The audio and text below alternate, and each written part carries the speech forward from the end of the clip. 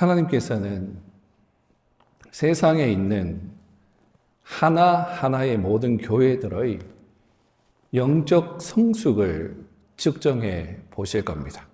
이것은 분명합니다. 분명히 하나님은 측정해 보십니다.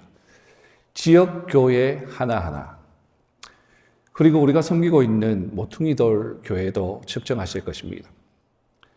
그리고 이 모퉁이돌 교회를 섬기고 있는 우리 지체들 하나하나의 영적 성숙도 측정해 보실 것입니다. 그러면 이런 질문을 해볼 수 있죠. 하나님은 무엇을 가지고 우리의 영적 성숙을 측정하시나? 여러분, 은사일까요? 은사가 많으면 하나님께서 참 좋은 교회다라고 인정해 주실까요? 고린도 교회 보니까 그렇지도 않은 것 같아요. 많은 은사를 가지고 있었지만 하나님은 책망하시는 것 같습니다. 그러면 건물일까요? 수적인 성장일까요? 또 예산 규모일까요? 다양한 활동들일까요? 단언하건대 이러한 모든 것들을 가지고 있다고 할지라도 거기 안에 예수님이 계시지 아니할 수 있습니다. 여러분, 제 말을 오해는 하지 마십시오. 이 모든 것들은 좋고 또 필요한 것들입니다. 하지만 교회가 이러한 모든 것을 가지고 있다고 할지라도 여전히 미성숙할 수 있어요. 교회마다 강조점이 다를 겁니다. 어떤 교회는 가르침을 강조하는 교회가 있고, 또 어떤 교회는 관계를 강조하는 교회가 있고, 또 어떤 교회는 전도를 강조하는 교회가 있습니다. 가르침을 강조하는 교회는 그들이 인식하든 인식하지 않든지 간에 성경을 가르치는 기관들의 패턴을 반영하게 됩니다. 예를 들면 목사들은 교사 또는 교수의 역할을 하고 성도들은 주로 학생으로 간주됩니다. 마치 학교처럼요. 근데 학교는 여러분 교회가 아니죠. 이렇게 되면 머리 지식이 크게 되고 관계는 소홀히 하게 됩니다. 그리고 사역에 참여하지 않는 경향이 생기죠. 시선이 자신에게만 머물게 됩니다. 관계를 강조하는 교회는 교리적으로 불안정하게 되죠. 그래서 성경 중심적이기보다는 경험 지향적이기 때문에 감정을 앞세울 수가 있어요. 그래서 이런 착각을 할 때가 있습니다. 자신의 감정을 성령의 사역과 동일시하는 실수를 해요. 자신에게서 나온 아이디어와 생각들을 하나님께서 주신 것이라 실수합니다. 이들 중 어떤 교회들은 기적적인 것들, 즉 표적과 기사에 의존하게 되죠.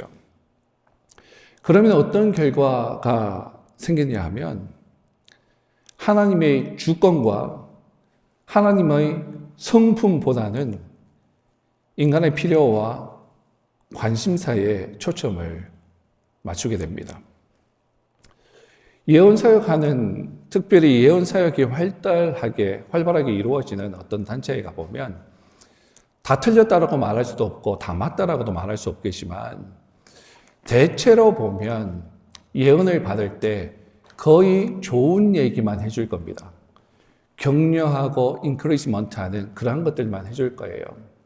근데 여러분, 성경에 나와 있는 예언자들이 좋은 것만 선포했습니까? 아니요. 너희들 죄를 지었다. 돌아서지 않으면 멸망을 당한다. 라고 말했죠. 어떨 때는 격려도 해주고 그랬습니다. 근데 대체로 가보면 격려해주고 잘했다 칭찬해주는 예언을 하죠. 그런데 여러분 한번 생각해 보십시오. 불륜을 저지르고 큰 죄를 저지르고 마음이 너무 허해서 그 사람들에게 갔을 때 그 사람들이 예언을 해주는데 이런 예언을 한다고 생각해 보십시오. 실제적으로 있었던 얘기를 하는 거예요, 사실은. 당신이 하는 모든 일에 하나님의 형통함이 있을 것입니다. 하나님이 당신을 사랑하십니다. 사랑하시는 건 맞죠. 그러나 돌아오기를 원하죠. 그러나 예언자가 하나님의 뜻이라면 당신 지금 죄를 짓고 있습니다. 돌아서야 합니다. 아니면 망합니다. 라고 하는 예언이 맞겠죠. 또 어떤 사람이 이런 경우도 있었어요. 하나님 음성을 자신이 늘 듣는데요. 주님의 영음을 듣는데요. 좋아요. 참 좋은 겁니다. 그런데 그 사람이 휴가 때 어디 가느냐 하면 카지노 가서 땡기고 있어요. 하나님의 음성을 듣는 사람이 하나님이 싫어하는 가정한 곳에 가서 노름을 하고 있다면 그게 하나님의 음성입니까? 그래서 그것이 더 나아가서 자기 기만과 조작과 그리고 성경적 실제들을 거짓되게 흉내낸 것에 빠지게 됩니다.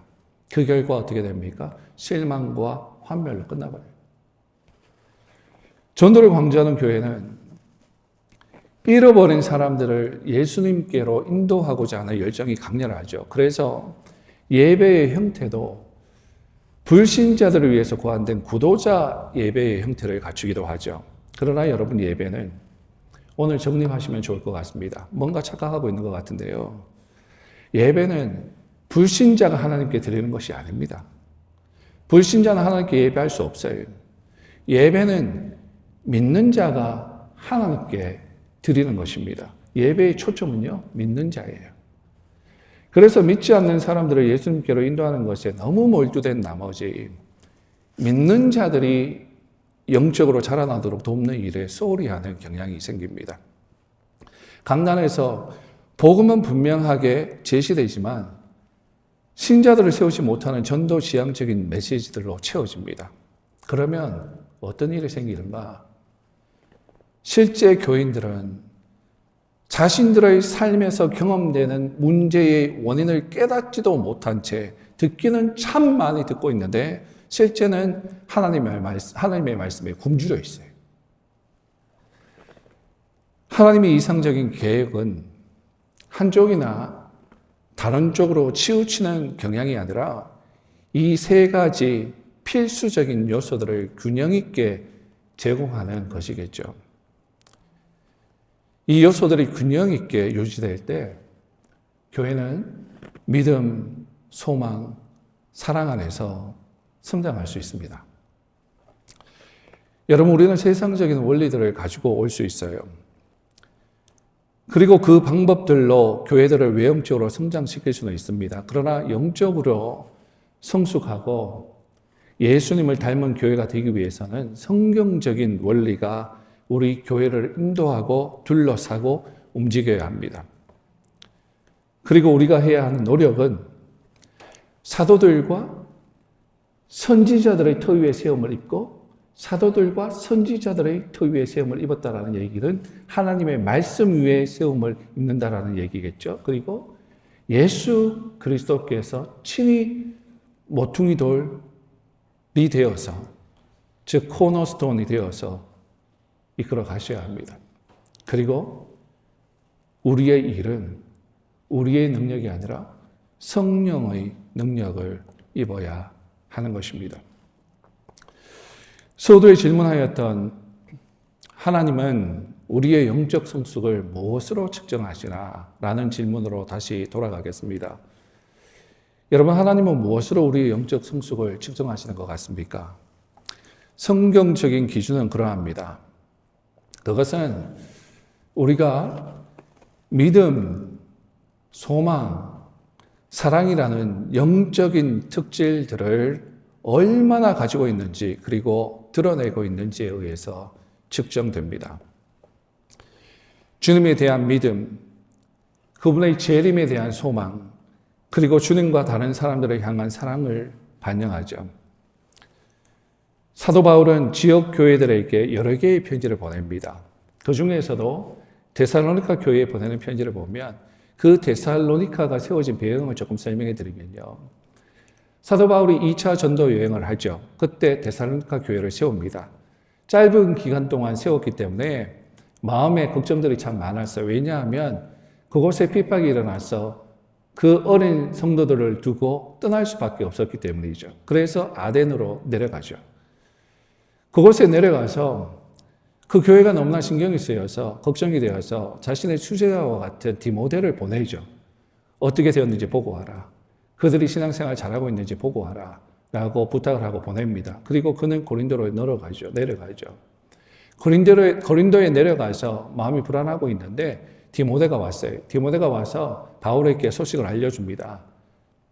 선생님, 잘하고 있답니다. 참 스승님이 없지만 그들이 참 믿음 안에서 잘하고 있다라고 합니다. 라는 소식을 들으면서 너무나 기분이 좋아서 편지를 쓰죠.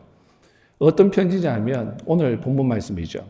우리가 너희 모두를 말미암아 살전 1장 2절 3절 항상 하나님께 감사하며 기도할 때에 항상 감사하며 그들을 위해서 기도하죠. 너희를 기억하면 그 다음 이하에 나오는 내용을 보면 너희의 믿음의 역사와 사랑의 수고와 우리 주 예수 그리스도에 대한 소망의 인내를 우리 하나님 아버지 앞에서 끊임없이 기억함이니. 데살로니가 교인들은 온갖 박해 속에서도 이 세 가지 특질, 즉 믿음, 소망, 사랑을 잘 드러내었습니다. 바울은 언제나 그의 기도 가운데 데살로니가 교인들의 믿음, 소망, 사랑을 위해서 기도했고 또 기도한 대로 이들이 잘 지켜내고 있었음에 감사를 드렸죠. 그런데 2달 후에 바울은 데살로니가 교회에 후속 편지를 씁니다. 서신의 서론을 보면 분명히 알 수 있듯이 이 교회에 어떤 일들이 일어났어요. 그래서 바울이 편지를 씁니다. 그것이 데살로니가 후서죠. 그 다음 보여주십시오. 1장 3절에서 4절 말씀을 보면 이렇게 얘기하죠. 형제들아 우리가 너희를 위하여 항상 하나님께 감사할지니 이것이 당연함은 너희의 믿음이 더욱 자라고 너희가 다 각기 서로 사랑함이 풍성함이니 그러므로 너희가 견디고 있는 모든 박해와 환난 중에서 너희 인내와 믿음으로 말미암아 하나님의 여러 교회에서 우리가 친히 자랑하노라. 여기서 바울은 교회를 칭찬하죠. 어떤 칭찬을 합니까? 그들의 믿음과 사랑을 칭찬하죠. 근데 거기에 무언가가 빠져 있어요. 무엇이 빠져 있습니까? 불과 2달 후에 무언가가 편지 가운데 빠져 있어요. 빠져 있는 것은 소망이 빠져 있죠. 소망에 대해서 사도 바울이 말하고 있지 않습니다. 그 이유가 뭡니까?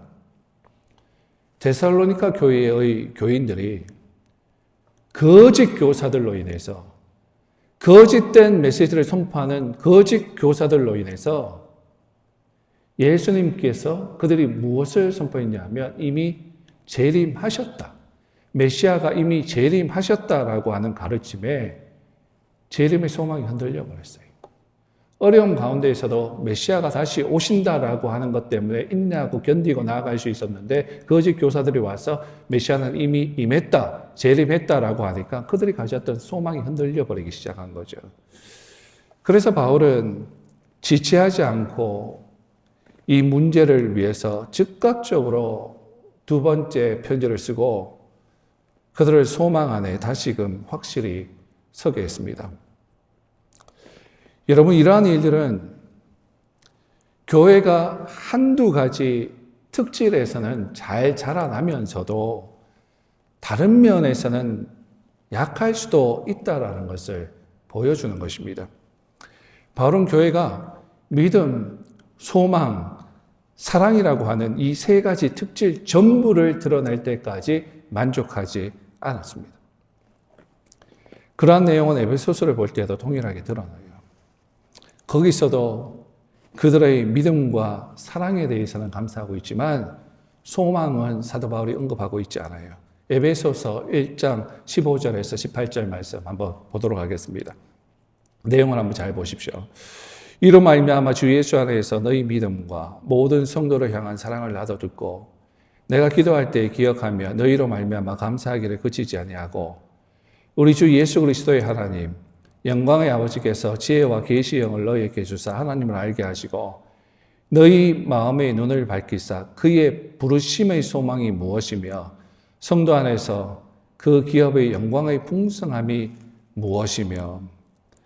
처음에 그들의 무엇에 대해서 감사하고 있죠? 믿음과 사랑에 대해서 감사하고 있죠. 그러나 소망이 부족함을 알고 그들을 위해서 기도해 주고 있는데 그들의 부르심을 소망을 위해서 기도해 주고 있어요. 소망이 빠졌구나.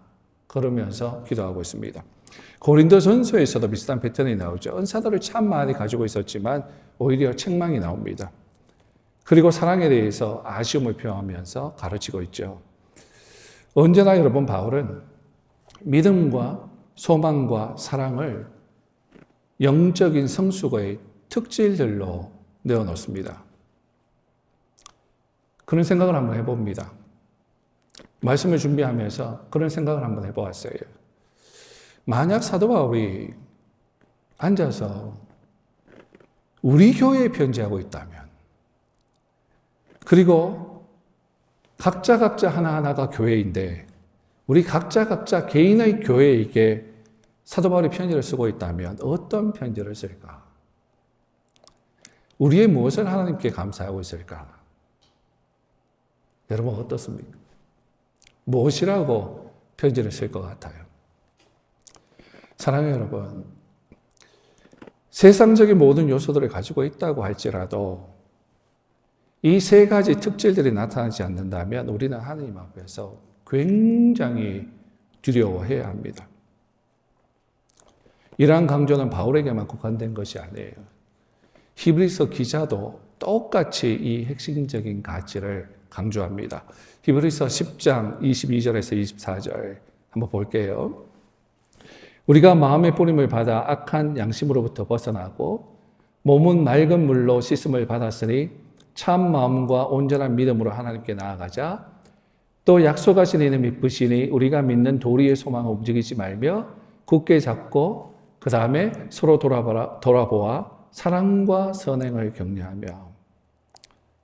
믿음, 소망, 사랑에 대해서 강조하면서 얘기하고 있죠. 그래서 이 믿음, 소망, 사랑이라고 하는 이 세 가지 특질들을 하나님께서 원하시는 것이라고 한다면 하나님이 이렇게 원하시는 성장하고 성숙해 가는 교회의 표시라면, 믿음과 소망과 사랑이, 그리고 우리 성도들의 표시라면 우리는 이러한 특질을 갖추기 위해서 몸부림쳐야 됩니다. 즉 우리의 구원을 이루어가는 작업을 해야 하는 것이죠. 자, 그러면 우리는 이런 질문을 필연적으로 하여야 하겠죠. 하나님이 원하시는 것이 이러한 것들이라면 우리는 이것을 가르치기 위해서 몸부림쳐야 할 것입니다. 그렇다면 이런 질문을 해볼 수 있는데, 이러한 특질들을 우리가 어떻게 만들어낼 수가 있나? 주님이 우리에게 이것을 원하신다면 우리는 이러한 특질들을 우리의 삶에서 그리고 우리의 교회에서 만들어내어야 하는데, 그것이 하나님의 뜻인데, 그렇다면 이것들을 어떻게 만들어낼 것인가? 잘 들으십시오. 그것은 우리가 믿음, 소망, 사랑이라고 하는 특질들을 성장하게 하기 위해서 필요로 하는 필수적인 경험이 필요합니다. 필수적인 경험이 필요합니다. 그 해답을 성경에서 한번 찾아보죠. 첫 번째는 그 필수적인 경험이 뭔가? 첫 번째는 사도의 가르침이라고 하는 배움의 경험이 필요합니다. 배움의 경험이 필요해요. 누구에게? 사도에게. 성령 하나님께서 오순절에 강한 바람으로 오시죠. 오순절에 성령께서 강한 바람으로 오심으로 인해서 어떤 일들이 일어납니까? 사도들이 방언을 하면서 다양한 언어로 말하게 되죠. 표적이죠. 그 후에 베드로가 일어나서 성령이 오셔서 충만히 임하여서 베드로의 능력이 아니라 성령의 능력으로 일어나서 군중들에게 설교하죠. 구약을 인용합니다. 구약밖에 없었으니까 구약을 인용하죠. 그리고 그들이 거절했던 예수님께서 진정한 메시아임을 선포하죠. 그래서 사람들은 그 말씀을 듣고 마음의 찔림을 얻고 강한 그 말씀에 마음의 찔림을 받았고, 그리고 3,000명이 예수님을 믿습니다. 그리고 침례를 받죠. 그리고 예수님의 복음에 대해서 더 배우고자 하는 열망을 갖고 사도행전 2장 41절 말씀을 보면 그들은 사도들의 가르침을 받았다라고 그러죠. 그들은 사도들의 가르침을 받았습니다. 진리의 성령께서 오심으로 예수님께서 알려주셨던 그 가르침을 사도들은 점진적으로 깨닫고 알게 되고, 예수님과 함께 있을 때 예수님이 가르쳐 주셨음에도 불구하고 깨닫지 못했던 것들이 예수님이 가시고 성령이 오심으로 인해서, 진리의 성령이 오심으로 인해서 예수님이 말씀하셨던 그것을 깨닫게 해주는 그 능력으로 말미암아서 예수님의 제자들이 깨닫게 되고 알게 되고, 그리고 그 깨달은 것을 아하, 이것이구나, 이것이 복음이구나 라고 깨닫게 되고, 그 깨달음을 유대인들과 또 다른 사람들에게 펼쳐주게 되죠. 그래서 베드로와 다른 사도들이 오순절에 가르치기 시작했던 내용들은 지금 우리가 가지고 있는 신약의 기초가 됩니다.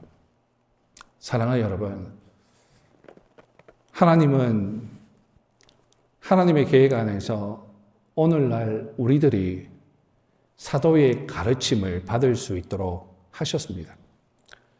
그리고 이 사도의 가르침은 우리가 그리스도 안에서 믿음과 소망과 사랑이 성장해 가는 것을 돕기 위해 쓰여졌습니다.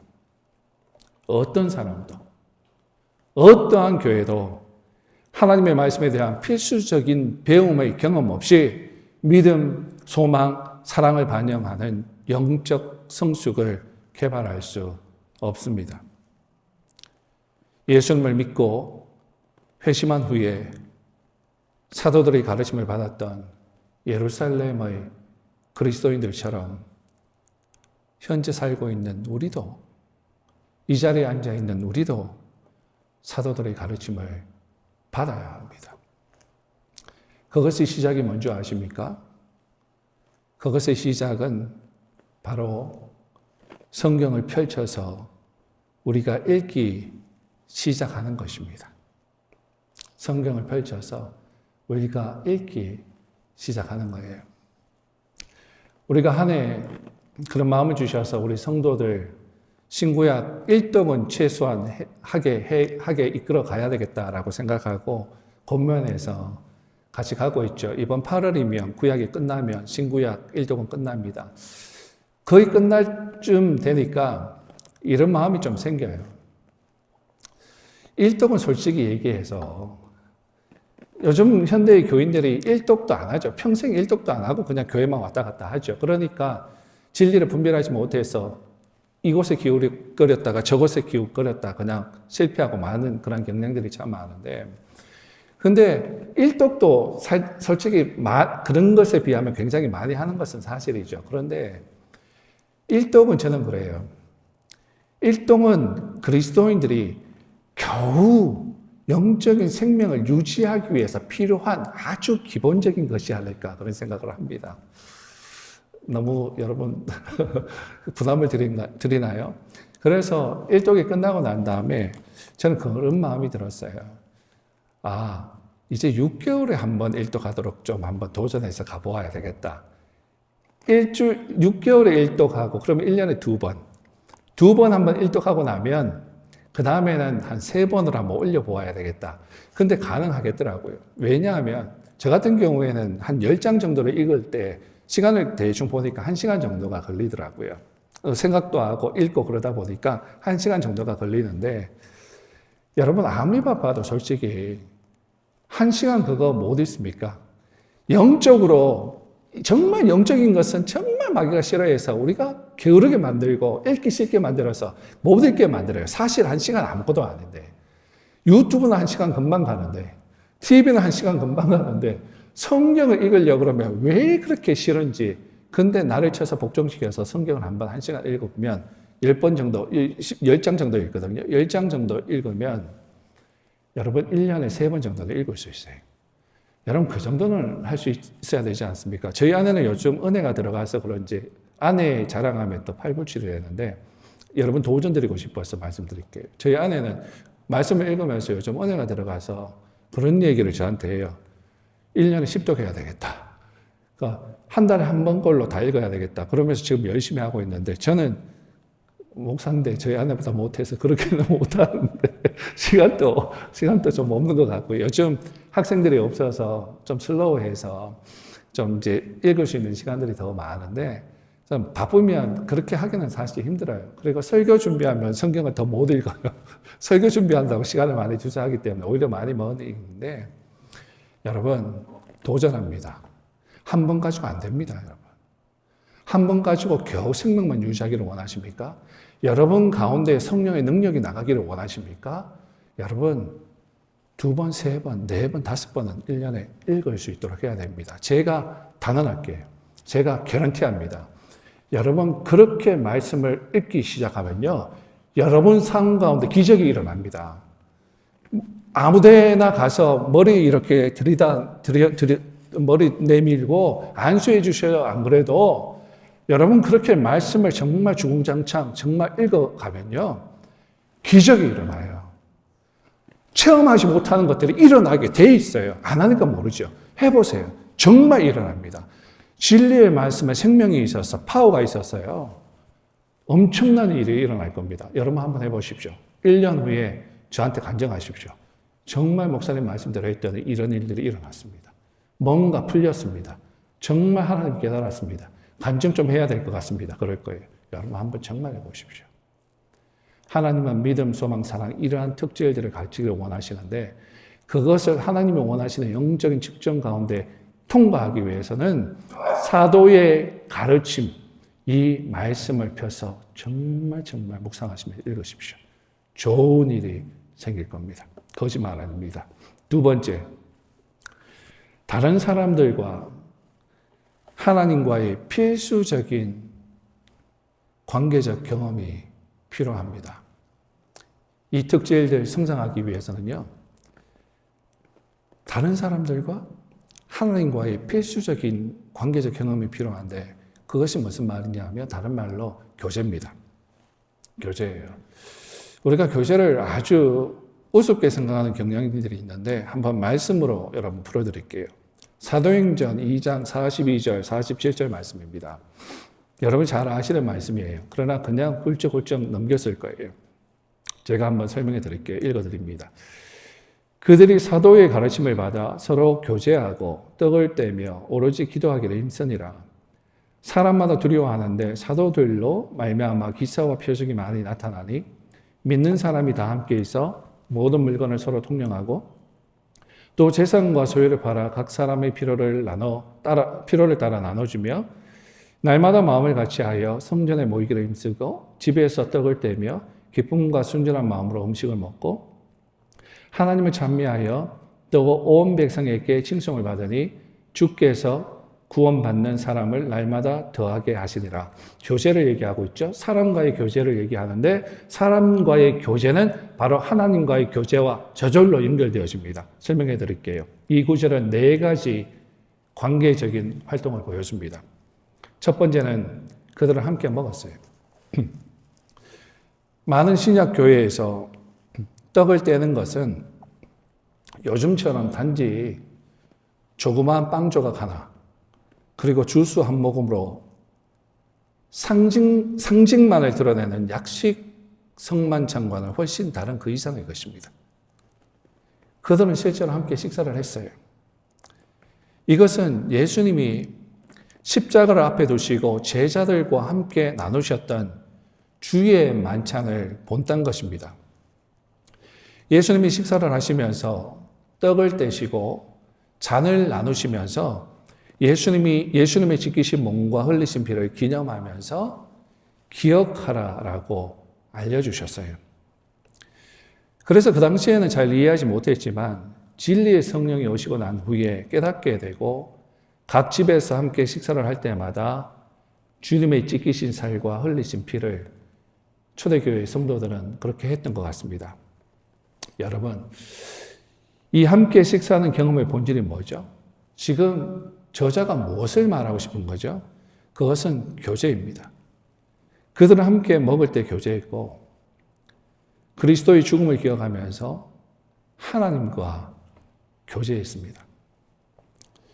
교회에서 성만찬 의식은 너무너무 중요합니다. 교회에서 꼭 있어야 하는 요소입니다. 그러나 우리가 진정한 교제의 식사 대신에 그저 상징적인 의식인 성만찬으로만 옮겨갔을 때 우리는 중요한 하나님이 의도하셨던 교제를 잃어버린다라는 것을 주목해야 됩니다. 성도들의 교제와 떡을 떼는 일은 바로 예수님이 십자가에서 행하신 일을 기념하는 것입니다. 그리고 이것은 사람들과의 관계적인 일인 것 같지만 또한 그것은 더 넘어가서 하나님과의 관계적인 일로 승화하는 거예요. 두 번째는 어떤 교제인가? 그들은 함께 기도했어요. 어떻게? 함께 기도했어요. 우리는 주로 개인 기도만을 생각을 하는데, 그리고 그것은 너무나 필요하죠. 그죠? 신앙생활의 기본적인 행위입니다. 근데 사도행전을 보니까 함께 기도하고 있어요. 지금 분위기가 함께 기도하고 있어요. 모여서 함께 기도하고 있어요. 저는 개인적으로 소망하는 것은 정말 우리 성도들이 함께 모여서 기도하는 일들이 참 많이 일어났으면 좋겠다. 그런 소망이 있습니다. 그래서 이제 작은 인원이지만 정말 중보 기도 모임도 함께 모여서 함께 교회를 위해서 기도하고 나라를 위해서 기도하는 일들이 일어나면 얼마나 좋겠나 그런 생각도 하고요. 또 금요일 날 별건 안 하지만 저녁에 함께 와서 기도하는 일들이 참 많이 생겼으면 좋겠다. 점점 자리들이 차서 교회가 기도로 틀을 세워가고 물론 선지자와 사도의 터 위에 세움을 가지지만 기도로 영적인 것을 계속 세워가는 정말 들어오기만 해도 영적인 파워가 느껴지는 그러한 교회가 되었으면 참 좋겠다. 우리의 기도를 통해서 이 샴페인 지역이 변하고 우리 성도들이 변하고 우리 성도들이 힘을 얻고 하나님의 나라가 점점 확장되어져 가는데 우리의 기도가 쓰였으면 좋겠다. 그런 소망들이 있습니다. 야고보서 5장 13절에서 16절 말씀을 읽음으로 이 부분은 마무리하도록 하겠습니다. 길게 얘기하면 부담을 드리는 것 같으니까 말씀으로 우리가 도전하기를 원합니다. 이렇게 말씀하고 있어요. 너희 중에 고난당하는 자가 있느냐? 그는 기도할 것이요. 즐거워하는 자가 있느냐? 그는 찬송할지니라. 너희 중에 병든 자가 있느냐? 그는 교회의 장로들을 정할 것이요. 그들은 주의 이름으로 기름을 바르며 그를 위하여 기도할지니라. 믿음의 기도는 병든 자를 구원하리니 주께서 그를 일으키시리라. 혹시 죄를 범하였을지라도 사하심을 받으리라. 그러므로 너희 죄를 서로 고백하며 병 낫기를 위하여 서로 기도하라. 의인의 강구는 역사하는 힘이 크민이라.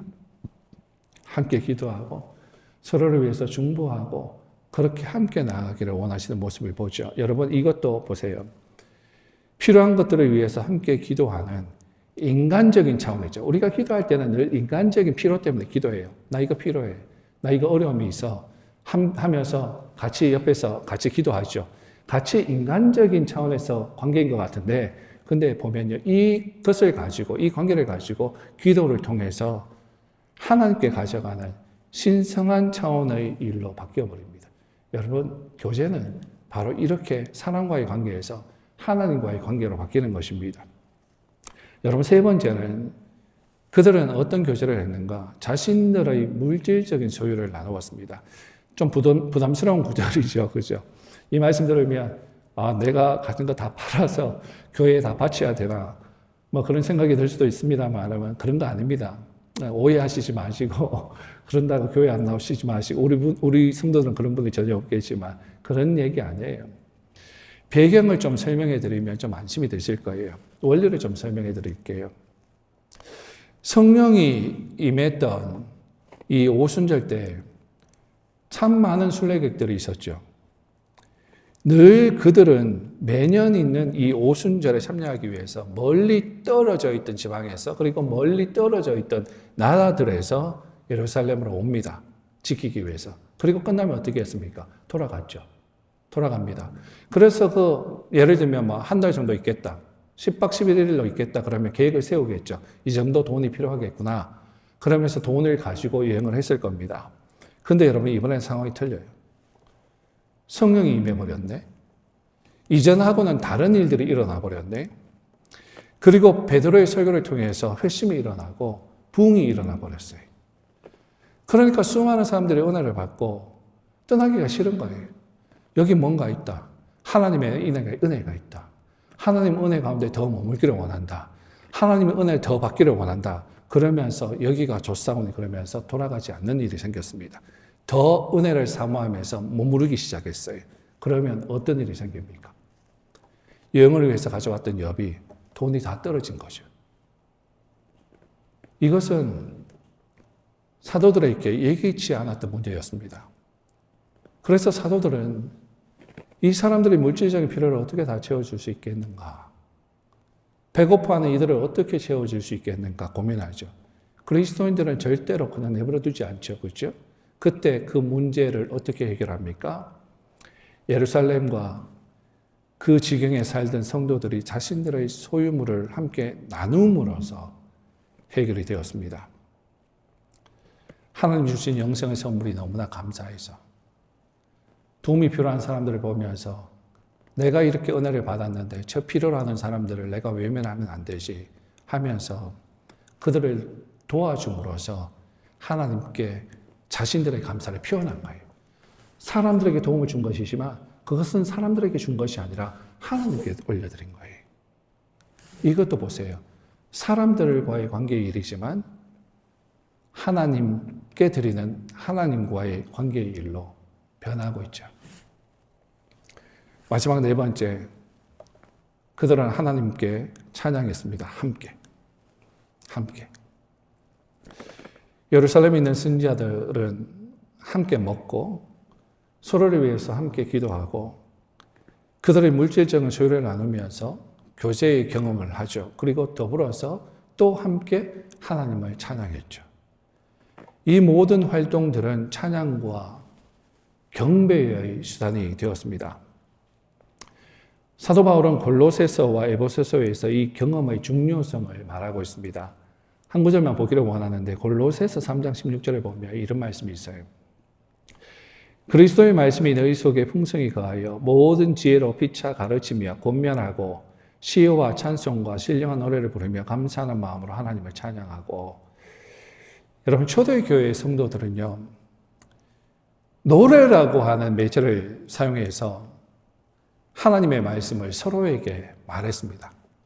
노래를 사용해서 서로에게 하나님의 말씀을 전해주었어요. 이때에는요, 우리는 늘 우리 현대를 생각하면서 성경을 해석하는 경향이 있으니까 이해가 안 될 텐데 그때로 돌아가서 한번 생각해 보십시오. 그때는 요즘처럼 우리가 가지고 있는 성경책 없었어요. 성경을 좀 읽으려면 회당에 들어가서야 얘기해 주면 들을 수도 있고, 성경책이 어디 있습니까? 자기 얘기. 아직 신약이 형성되어 있지도 않고 스마트폰도 없어서 성경책을 읽을 수도 없고 신약도 아직 완성되지도 않았고, 그래서 그들이 어떻게 하나님의 말씀을 서로 나누었는가? 하나님의 말씀을 노래로 만들어서 서로에게 말했습니다. 그리고 그들의 목소리와 마음을 높여서 하나님께 찬양과 감사를 드렸어요. 이것 또한 사람과의 관계이면서 하나님과의 관계의 경험이죠. 요즘 또 보면, 요즘 우리가 뭐 다 가지고 있으니까, 성경을 가지고 있으니까 뭐 이해를 못할 것 같은데 조금만 좀 생각을 넘어서 북한 동포들을 한번 생각해 보십시오. 북한 성도들이, 지하교회 성도들이 성경책 있습니까? 성경책 없죠. 그럼 복음을 어떻게 듣습니까? 그들이. 지하교회에 성도들이 많답니다. 어떤 사람 하나도 없다 그러는데 틀린 소리예요. 북한의 지하교회에 하나님의 사람들이 많이 있습니다. 숨어서 예배하는 하나님의 사람들이 많이 있습니다. 그런데 성경이 없는데 어떻게 하느냐 하면요, 크게 두 가지 루트로 이렇게 가지고 오는데, 하나는 중국에는 넘어가지 않습니까? 북한 사람들이 장사도 하고 중국으로 넘어가요. 그럼 복음을 들어요. 이미 복음을 가지고 있었던 사람이 중국으로 갈 수도 있고, 중국에서 복음을 받아서 이제 크리스찬이 될 수도 있고, 근데 성경책 가지고 가고 싶어. 근데 못 가져가. 들어가면 가지고 가시면 들키면, 그죠? 아우지 탄건 가든지 죽으니까. 어떤 방법을 쓰느냐? 이분들은 성경을 통째로 외워버린답니다. 물론 66번 다 외울 수는 없겠죠. 그러나 그럼 나는 로마서 통째로 외울게. 너는 누가복음 통째로 외워. 통째로 외워서 가지고 들어간답니다. 이게 불가능한 것 같죠. 사람의 브레인은 굉장한 능력이 있어서 이게 가능하더라고요. 저도 암송을 자꾸 하려고 그러는데 자꾸 기억이 안 돼서 맨날 잊어버리고 참 약한데, 제가 언제, 데이비 플래시라고 하는 목사님, 젊은 목사님이 있어요. 침례교단 목사님인데, 이분이 청년들 모이는 집회에 말씀을 전하러 갔습니다. 말씀을 전하러 가는데 자기 말 한마디도 안 하고 로마서 1장부터 16장까지 오늘 내 말이 아니라 하나님의 말씀을 직접 들려드리겠다 그러면서 로마서 1장부터 16장까지 안 보고 그냥 토시도 하나 조금은 틀렸겠지. 그래도 하나도 안 틀리면서 그냥 선포해버리더라고요. 제가 그걸 보면서 와, 굉장히 놀랐어요. 야, 하나님께서 쓰시는 사람의 모습이 정말 틀리네. 그래서 제가 도전을 받았잖아요. 나도 한번 16장까지 한번 외워봐야지. 그래서 한번 열심히 외워봤습니다. 그 1장을 외웠는데 갔다가 또 잊어버리고 처음부터 또 돌아가서 계속 하는데 1장 전체는 외웠어요. 그 외웠는데 16장까지는 도저히 안 되겠는 거예요. 그래서 나는 안 되는 모양이다. 그러면서 스스로를 포기하게 됐어요. 근데 포기하고 안 하기 시작하니까 1장도 외웠던 거 다 하나도 기억이 안 나더라고요. 그런데 정말 사람들이 브레인이 굉장히 하나님 능력을 주신 건 뭐냐면 정말 이렇게 통째로 외워서 그냥 외우더라고요. 북한 사람들이 중국에서 이렇게 통째로 외워서 들어가서 외운 걸 옆에 사람에게 들려줘요. 또 어떤 방법을 사용을 하냐면 한국에서 고무풍선 띄우잖아요. 고무풍선 띄우면 그 안에 라디오 같은 것들이 있답니다. 그리고 말씀이 들어있답니다. 그래서 실제로 북한 동포가 그 라디오를 받고 그리고 그 극동방송에서 메시지 던져주잖아요. 그것을 들으면서 적기 시작했답니다. 적기 시작. 그걸 적어가지고 또 시아교에서 나누기 시작하죠. 요즘에는 정권이 또 바뀌면서 고무풍선 절대로 못 보내게 하죠. 그러니까 복음이 자꾸 끊어지는데 이러한 일들로 인해서 정말 지하에서 이런 말씀을 가지고 그리고 노래를 만들어서 우리 신약 성경으로 돌아가면 성경이 없고 그러니까 노래로 하나님의 말씀을 만들어서 노래로 알려주는 거예요. 그 노래로 서로 화답하면서 노래하는 거예요. 이렇게 신앙생활을 했고 이렇게 교제했습니다. 말씀드리고 싶은 것은 사람과의 교제의 관계가 또한 역시나 하나님과의 관계로 승화되더라. 십자가의 모습으로 바뀌더라는 것입니다. 다른 사람들과 하나님과의 필수적인 관계적 경험, 즉 교제를 구성하는 이 네 가지 활동은 사람들과의 관계뿐만 아니라 하나님과의 관계 모두를 포함하고 있죠. 주님의 만찬을 함께 먹으면서 교제했고 그리고 하나님과 교제했고 서로를 위해서 기도하면서 하나님과 교제했고 서로의 필요를 채우기 위해서 물질을 나누면서 하나님을 경배했고 시와 찬미와 신령한 노래를 서로에게 가르치면서 그들은 목소리와 마음을 높여서 하나님께 찬양과 감사를 드렸어요. 사랑하는 여러분, 하나님은 이러한 교회를 원하십니다. 그리고 이러한 교회를 우리는 만들어 가야 하는 것입니다. 기록이 하찮은 미물을 통해서 오늘 하나님 우리에게 알려주셨죠. 기러기처럼 가야 한다라는 공동체 안에서 요즘 속된 말로 각계 플레이 그러는데 혼자서 잘났다고 그렇게 신앙생활을 하는 건 하나님 뜻이 아니에요. 늘 하나님은 공동체를 주셨고 교회를 주셨고 함께 격려하고 위로하며 하나님의 교회를 세워가기 원하십니다. 이것이 하나님의 뜻입니다. 이렇게 되어질 때 어떤 결과가 일어났습니까? 사도행전 2장 47절 하나님을 찬미하며 또 온 백성에게 칭송을 받으니 주께서 구원받는 사람을 날마다 더하게 하시니라. 교회가 교회될 때, 교회가 하나님이 의도하시는 진정한 교회가 될 때 교회는 세상에 빛을 비출 수 있는 것입니다. 이것이 우리 교회를 향한 하나님 아버지의 뜻입니다. 말씀을 정리합니다. 하나님 우리의 영적 성숙을 측정하십니다. 분명히 측정하십니다. 하나님은 분명히 하나님 앞에 섰을 때 다 지금 이 땅에서도 측정하시고 하나님 앞에 섰을 때도 측정하시는 무엇을 가지고 우리의 믿음, 소망, 사랑을 가지고 그렇게 되기 위해서는 믿음, 소망, 사랑을 충만히 가지는 영적 성숙자가 되기 위해서는 두 가지 오늘 말씀을 통해서 배웠죠. 사도들의 가르침을 배워야 하고 열심히 하나님의 말씀을 사랑하면서 읽어야 하고 두 번째 성도 간의 교제를 통해서 하나님과 교제해야 합니다. 함께 주님의 만찬을 나누고 함께 기도하고 함께 서로의 필요를 채워주고 함께 하나님을 예배하는 그것을 통해서 우리는 믿음과 소망과 사랑을 우리 속에서 자라게 합니다. 이러한 은혜가 바로 우리 각 사람에게 우리 공동체에게 있기를 예수님의 이름으로 축원합니다. 기도하겠습니다.